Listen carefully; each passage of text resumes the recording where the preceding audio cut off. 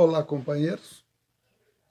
É mais uma oportunidade que nós estamos tendo de trazer as nossas reflexões a respeito de temas da doutrina espírita, muito oportunos para a nossa vida, para os nossos dias, para os momentos em que nós estamos vivendo.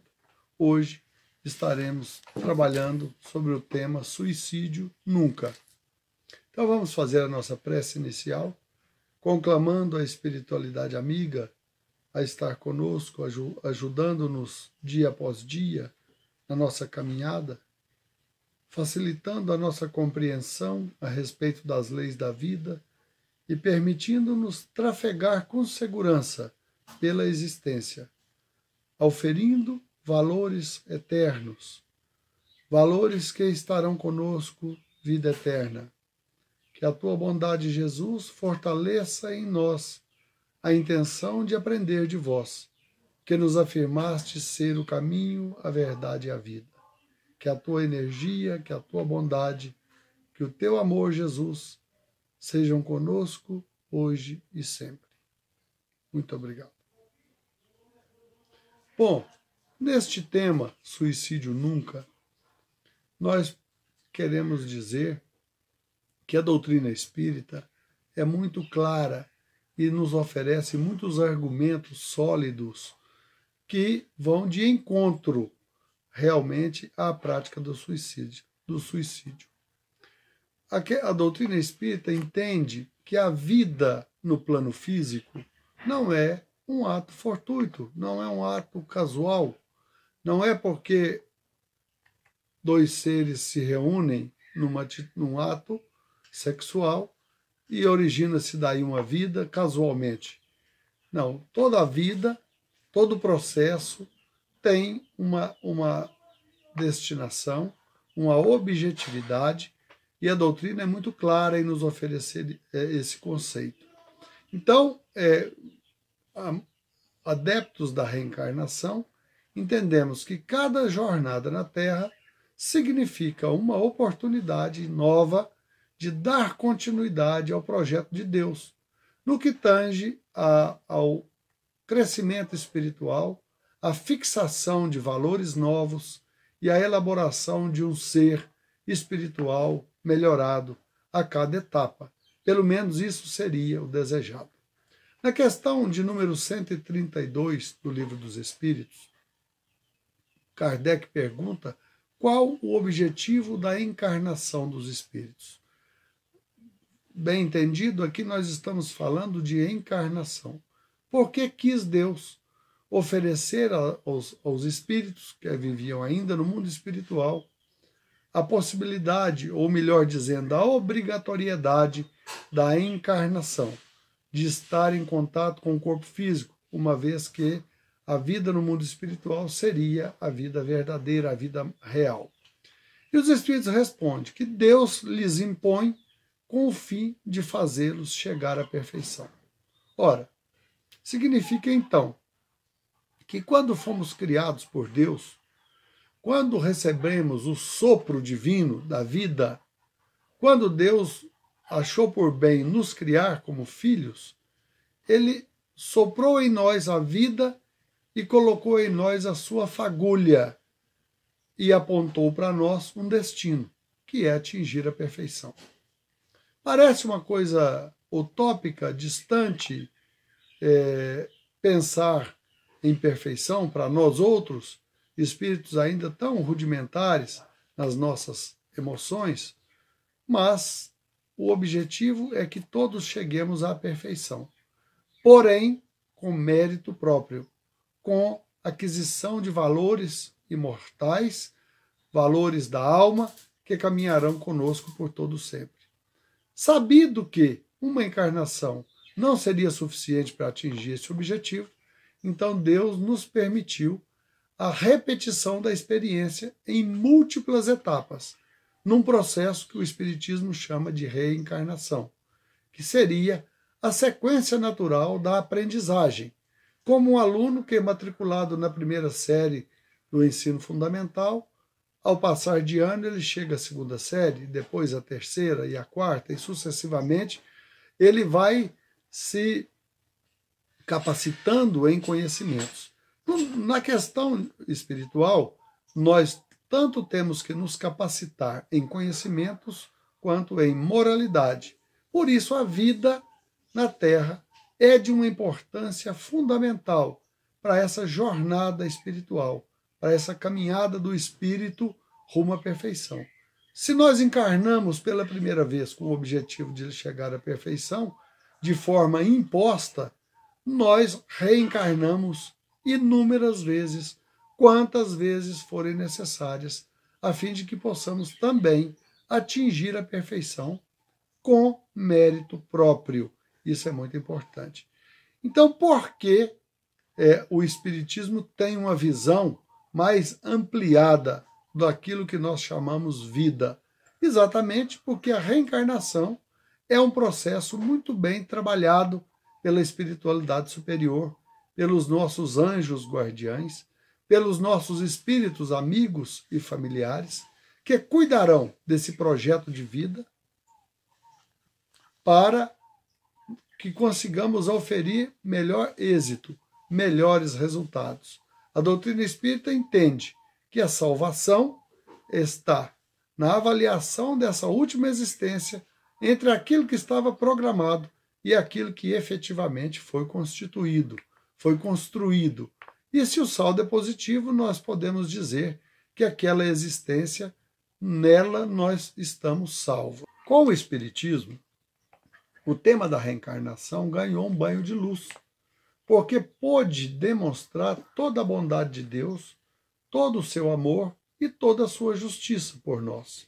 Então, quando se elabora um projeto reencarnatório, ele vem ornado de muito cuidado, de muito zelo, de muitas boas expectativas em relação àquele espírito que se embrenha na carne na tentativa de conquistar valores eternos que caminharão consigo. Então, a reencarnação é, antes de tudo, um ato de misericórdia e de amor. Por isso, o Espiritismo sugere que, por mais árduas sejam as provas da vida, mais espinhosos sejam os caminhos, tudo está de acordo com as necessidades de aprendizagem do espírito, a fim de que ele possa dar sequência ao projeto do seu crescimento. Porque o suicídio é considerado na doutrina espírita uma infração grave? Porque ela derruba todos os projetos de Deus a nosso respeito naquela presente existência. Porque ela representa um ato de rebeldia do espírito, do aluno matriculado na abençoada Escola Terra, um ato de rebeldia ante as imposições da didática divina, ante as imposições da aprendizagem necessária dos desafios da vida. Então, é sim um ato de grande infração à lei divina. Talvez o maior ato de infração à lei divina seria aquele de quando a gente atenta contra a nossa própria vida. Embora sejamos senhores do nosso livre-arbítrio, no tocante à nossa vida, nós não somos, porque ela não nos pertence diretamente. Ela pertence a Deus, que nos avalizou, que confiou em nós, que acreditou na nossa capacidade de superação em relação aos desafios daquela existência. Como é que as religiões sempre consideraram o suicídio como uma falta grave? Muitas delas, inclusive, não ofereciam nenhum ato fúnebre em favor de suicidas. Algumas chegavam mesmo a dizer que suicidas não têm salvação. Não é esse o conceito do Espiritismo. Entendendo que Deus é Pai de todos nós, somos todos necessitados, somos todos abraçados pela misericórdia divina. E se o suicida é grandemente sofredor, seguramente ele também vai ser grandemente abraçado pela misericórdia de Deus. Entretanto, cada um tem que colher as consequências do seu plantio. Por isso a gente diz suicídio nunca. E qual é a primeira consequência direta do suicídio? É que o suicida vai ver que tudo aquilo que ele desejava, que era parar de sofrer, parar de pensar, deixar de existir, ele vai ter o desapontamento de perceber que nada disso aconteceu.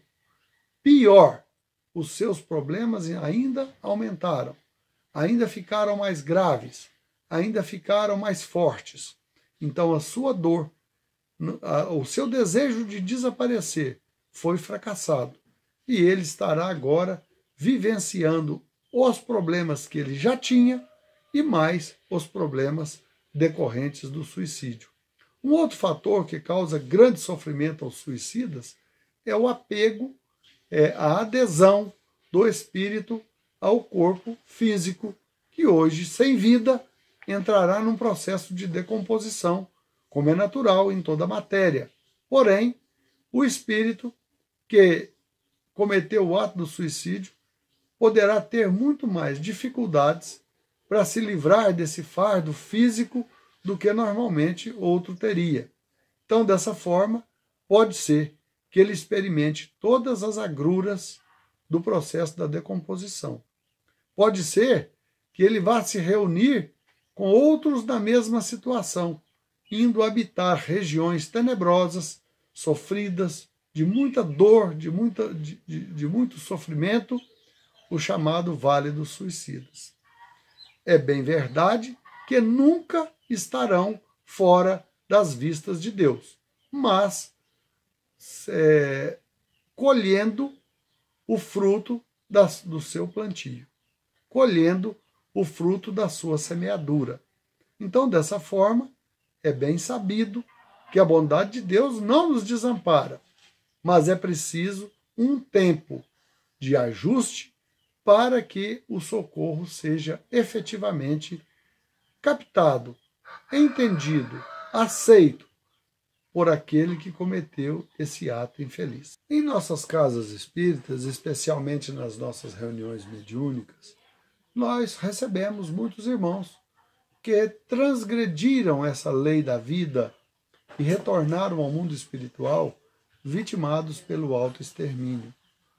E todos eles depondo realmente quanto à intensidade dos seus sofrimentos, quanto os seus sofrimentos foram aumentados em relação a tudo aquilo que eles pensavam estar solucionando.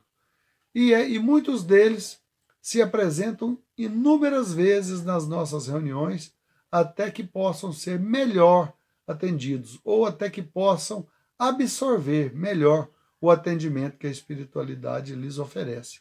Nem sempre eles vão absorver de pronto o auxílio da espiritualidade. E muitas vezes estarão em longos períodos de sofrimento, de dor no mundo espiritual. E é bem verdade que, de acordo com a maneira de que o suicídio se efetivou, muitas vezes o espírito irá colher em encarnações futuras as consequências diretas do seu ato infeliz. Então, nós vamos ver cargas respiratórias, doenças respiratórias graves, bronquites, muitas dificuldades, enfisemas, de pessoas que aparentemente sem uma causa específica, nós iremos ver como consequências de alguém que se estrangulou, que morreu de asfixia em vidas passadas. Vamos ver pessoas também com problemas estomacais, intestinais, em vidas futuras, de pessoas que sorveram ácidos, soda cáustica e outros agentes mais. Então, nós vamos ver problemas de ordem mental em indivíduos que morreram vitimados por um tiro na cabeça e assim sucessivamente. Por isso, a doutrina espírita, de uma forma muito clara, sugere que o suicídio nunca esteja nas nossas cogitações. Não é porque não tem salvação, não é porque estaremos fadados ao sofrimento eterno. Não, isso não é verdade. Todos nós somos passíveis da misericórdia de Deus. Todos nós estaremos sob a tutela divina em nossas vidas. Nunca nos faltará o apoio. Entretanto, é bem possível que esse apoio demore um tanto a surgir. Nós assistimos no filme Nosso Lar, e eu sugiro que a gente volte a assistir, quem ainda não conhece, vai ver lá no filme, até no meu modo de ver, de uma forma muito, muito intensa, de uma forma muito, muito grave, a questão do Vale dos Suicidas. Mas eu acho que se a espiritualidade permitiu colocar daquela forma, é porque devem ter irmãos nossos naquelas condições no mundo. Dessa maneira, então, companheiros, concluindo as nossas reflexões, queremos dizer que o suicídio é de todo inviável para todos nós, porque nós estaremos encerrando uma vida criada com muito amor, com muita misericórdia, com expectativas positivas a nosso respeito. Nós estaremos encerrando essa possibilidade, muitas vezes por uma covardia moral, por um orgulho ferido, por uma dificuldade de conceber uma frustração em nossas vidas, por um orgulho muitas vezes de nos apresentarmos em falhas perante a nossa consciência, mas nos dizem os Espíritos que tudo aquilo que a gente buscar para atenuar o processo, nós estaremos incorrendo em faltas ainda mais graves. Dessa maneira, que fique claro, há salvação, sim, para o suicida. Porém, as consequências diretas do seu ato infeliz terão que ser sentidas na sua intimidade por ele mesmo. Até o momento em que, preparando o seu terreno interior, a espiritualidade entenda ser o momento apropriado para resgatá-lo para uma nova vida, para iniciar-se aí um processo longo e trabalhoso de preparação de novas existências, a fim de que os problemas antigos sejam solucionados e os problemas decorrentes desse ato infeliz sejam inseridos no rol das nossas dificuldades. Então o Espiritismo não vê, como outras religiões, que o suicida esteja perdido para sempre. Não, absolutamente não, porque ele jamais deixará de ser filho de Deus. Mas, infelizmente, estará colhendo um fruto amargo da sua escolha infeliz. Volto a dizer, a vida na Terra não é um acidente biológico, mas um projeto de Deus elaborado com amor e misericórdia em favor de todos nós. Por isso, o suicídio nunca deverá estar nas nossas cogitações. Esperamos ter contribuído com essas reflexões. Que Deus nos abençoe. Muito obrigado.